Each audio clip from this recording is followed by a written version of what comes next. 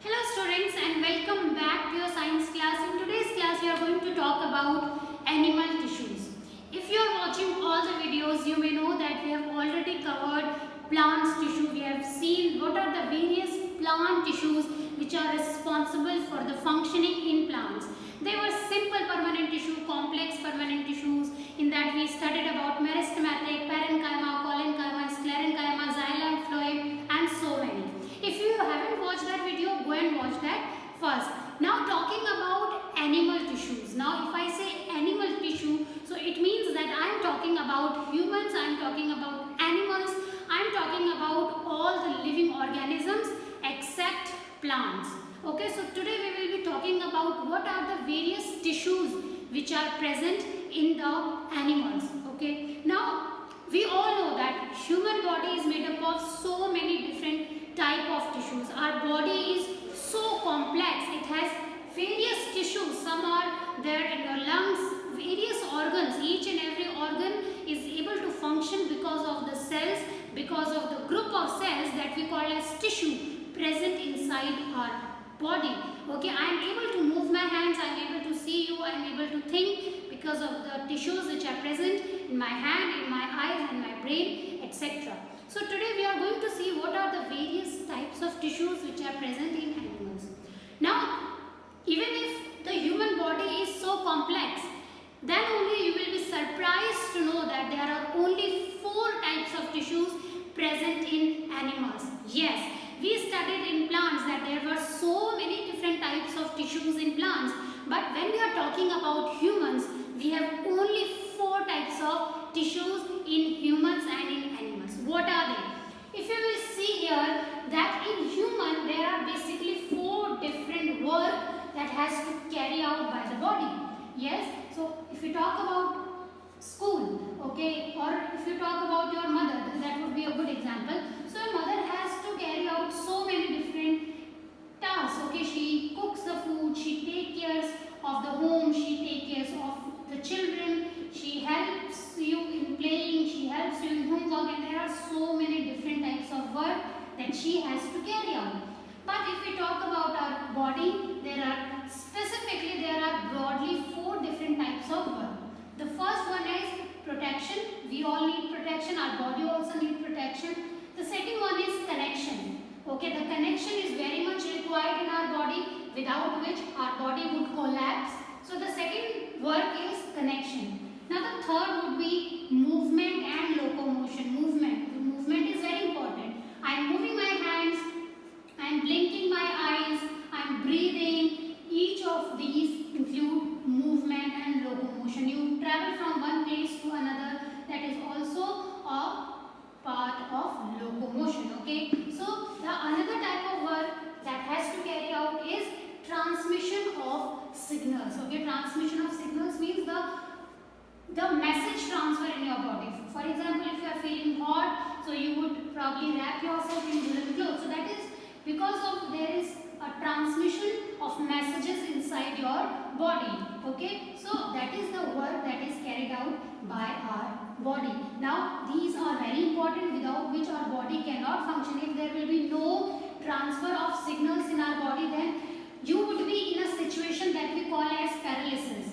Okay, so that is the situation where that type of work is not carried out by our body, so you don't feel any sense, you can't move, and you cannot even think anything. So that's that. So now today's class we are going to see what are the different types of animal tissues on the basis of these work. So each and every work is carried out by 4 different types of tissues. Okay, so there are only 4 types of tissues present in animals. So what are they? They are, number 1 is epithelial tissue. Okay, that is epithelial tissue which is responsible for the protection. It is responsible for protection. Now the next one is connective tissue which is responsible for the connection. Next one is muscular tissue which is responsible for movement. The next one is nervous tissue which is responsible for the transfer of signals or transfer of messages in our body. Now we will take one by one them separately, and we will first understand what are epithelial tissue. Now This would be very easy but yet very important to know about epithelial tissues, because our whole body is actually made up of epithelial tissue. Now if you will look into the mirror, you are actually looking at the epithelial tissues. Okay, so the whole body, the whole structure that you have is all epithelial tissues, because it is the skin and it is the outermost covering of your body. Not only your body but also the organs. Okay, all the organs which are present inside your body, for example lungs, kidney, stomach, they all have this outer covering. So that outer covering is made up of epithelial tissue. Okay, your face, your brain, your heart, each and everything. For example, this is brain, so it will have this outer covering which will protect this organ from the other organs, which will separate it. That tissue is known as epithelial tissue. Now you might have heard this word epidermis. Remember, we studied about epidermis tissue in plants, which is the outermost covering of the plant. Similarly, you can relate that epidermis with epithelium. Now if you will see on the board, you will notice that there is this girl. I am not sure if you can see it. So there is this girl who is soaked and wet in the rain. Okay, so I am sure, pretty much sure that you all also enjoy rain. Okay, so when there is rain, what happens is, even if you don't have umbrella, okay, let's suppose you don't have umbrella, even then also you have the skin which will protect you, which protects you.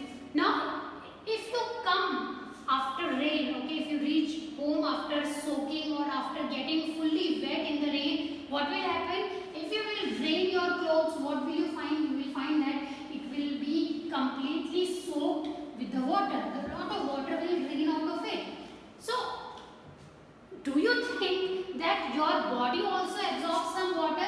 Because your body was also fully exposed to the rain. So do you think that some of the water was actually seeping into your body? Do you think so that the water also seeps inside your body, because your skin has spores in that? So do you think that water also seeps into your body? No, actually not, because of this epithelial tissue which is all over your body, all over your skin, which is made up of small cells. Okay, which is made up of small cells, and this is one layer cell with no space in between. See, if there will be space in between, what will happen? The foreign particles will come inside, so it has no space. Okay, so epithelial tissues actually don't have any space. Now if you can see here, so what happens in epithelial tissue? Can you see here this zone? You will see that these are the epithelial tissue, these are the epithelial cells. Okay, so epithelial tissue is made up of so many epithelial cells. So you will notice that there is no gap in between them. Yes, there is no gap, because it is responsible for giving us protection, and they are very closely packed. They are closely packed. Okay, so now this is the point which you should always keep in your mind. Also, they don't have any blood vessels. Okay, they don't have any blood vessels. The only source of nutrition for them is this base membrane. Okay, so suppose this is the epithelial tissue. So at the base of it, they will have these blood vessels which will provide nutrition to them. Alright, so this is the epithelial tissue. Now we will see that what are the various types of epithelial tissue. Now this I have already told you that epithelial tissue is not only present in your skin, but it is also present in all the organs. Suppose you have a stomach, you have esophagus, you have brain, you have kidney, you have reproductive system, you have so many organs inside your body. So all the outer covering, I have not made the organs properly, but you can surely get the idea. Okay, so all the organs, they have this outer covering of epithelial tissue. Okay, so this epithelial tissue is present in the skin and also inside the organs. Okay, if there will be no epithelial tissue, what will happen? The esophagus would not be able to separate from the lungs. Okay, all the material which will be inside the tissue, it will scatter all over the body. So that is the reason why epithelial tissue is very important, and that is why we are also learning about it. Okay, now let's quickly first of all read the name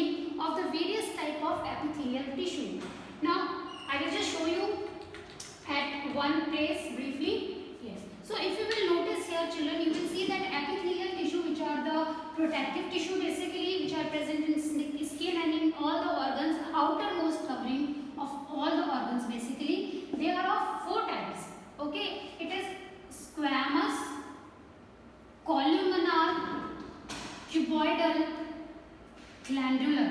Okay, sounds very difficult to remember. I will make you understand in a very simple way. In this class, we will only learn the different types of epithelial tissue in a very simple and easy manner. So let's read it again. Squamous epithelial tissue, columnar epithelial tissue, cuboidal epithelial tissue, and glandular epithelial tissue. They all are present in different places. That's why we have just differentiate between them. Yes, because similarly, just in the way we have separated these tissues because they have different function. Yes, epithelial have different function, muscular has movement function, connective tissue have connection function. Similarly, we have also categorized them because they are present in different places. They have different functions. Okay, so that is why we have differentiated them. Alright, so now let's understand, let's differentiate their structure. Okay, so first one will be squamous. Now, when I heard squamous, I was also very surprised because it has a very suspicious name, squamous. But later on, I came to know that squam actually means square. In Latin, it means square. Okay, so from there that word has actually arrived. Then I was pretty much okay with the relation, because if you will see the squamous epithelium, they look like this. Can you see here?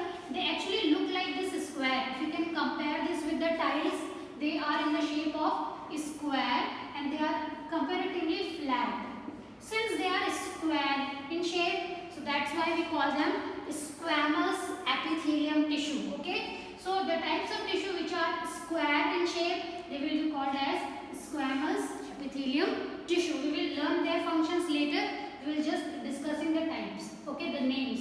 Now the next one is, did you remember? The next one was cuboidal. Okay, the next one was cuboidal. Now, if you can see this tissue, can you see this? It is actually in the shape of cubes, like that in the case of eyes. Yes? It is just like eyes, cube in shape. They are cubical in shape. So that is the reason why they are called as cuboidal epithelium tissue. Alright, so they are known as cuboidal epithelium tissue, tube-like. Next one is, if you will see this type of tissue, can you see that they are somewhat rectangular in shape, columns? They are column in shape. See, you make columns with the help of scales. Yes, we also make columns with the help of scales. So similarly, they are in column shape. Okay, so they are known as columnar epithelium tissue. So the tissues which are in the shape of rectangular column-like, they are called as epithelium. Which type of columnar epithelium tissue? They are called as columnar epithelium tissue. Clear? So square-like will be called as squamous epithelium.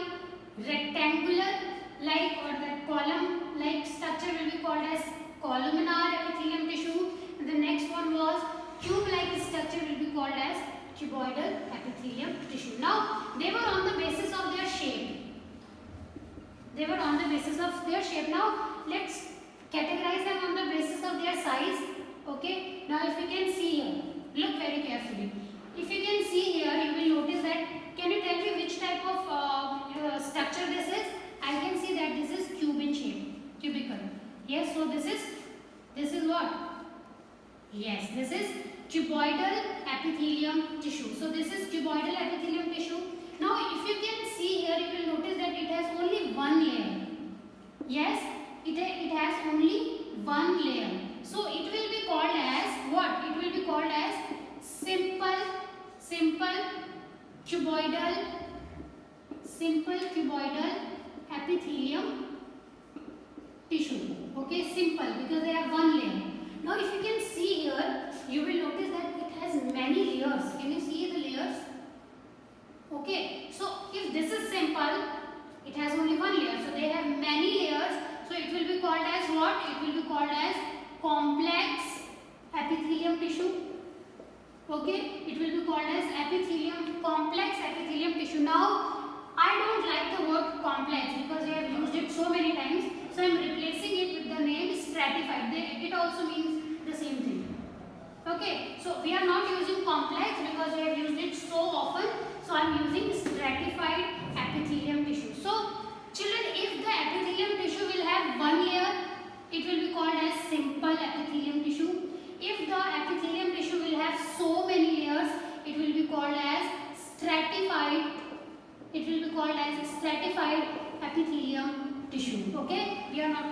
complex stratified epithelium tissue. Clear children? These were the different types of epithelium tissue. I hope it was fun and you remembered all of them. So they are there. Now see, so if this is a square in shape, can you see this? It has so many layers and this is a square in shape. So what do we call it? We will call as stratified squamous epithelium. Okay, because they are square in shape, so they are squamous epithelium. But since they have many layers, so it will be called as stratified. S-T-R-A-T-I-F-I-E-D. Stratified squamous epithelium tissue. I hope you will not mind this long name because now you can easily remember it. Okay. Now similarly here, if you will notice here you will see that they are cuboidal in shape. So this is what? This is simple cuboidal epithelium. Okay, simple cuboidal epithelium. Alright, now here can you see they have layers, more than one layer. So it will be called as, yes, it will be called as stratified cuboidal epithelium tissue. Alright, so for example, if it has column-like thing, so it will be called as columnar epithelium tissue. Now if it will have more than one layer, so it will be called as stratified columnar epithelium tissue. Okay, so these are the various names of epithelium tissue, children. I hope you remembered all of them. So now in the next class we are going to see what are their functions. Alright, in the next class we will see that what are the various functions of squamous, columnar, cuboidal, glandular. We have studied all of them. Glandular we will study little later. So this was all about today's